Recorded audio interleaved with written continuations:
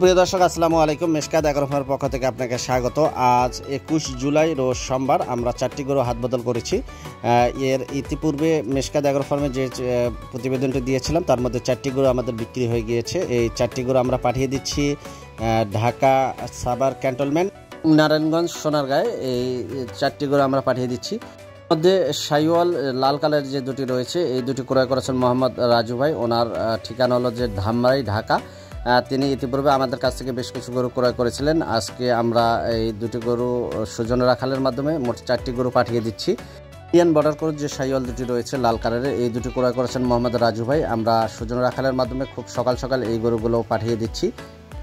ইন্ডিয়ানের সঙ্গে শাইওয়াল যে ক্রস রয়েছে এই দুটি ক্রয় করেছেন আল আনাম এগ্রো ফার্ম কুন্দা বালাপাড়া সোনারগাঁ নারায়ণগঞ্জ। তিনি আমাদের কাছ থেকে দুটি গরু ক্রয় করেছেন শাইওয়ালের সঙ্গে ফ্রিজিয়ান ক্রস।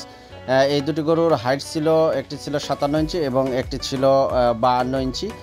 তিনি ইতিপূর্বেও আমাদের কাছ থেকে বেশ কিছু গরু ক্রয় করেছেন। আমরা সুজন রাখালের মাধ্যমে এই দুটি গরু আমরা পাঠিয়ে দিচ্ছি এবং মোট 4টি গরু আমরা সুজন রাখালের মাধ্যমে একটি বলেরো গাড়িতে আমরা পাঠিয়ে দিচ্ছি।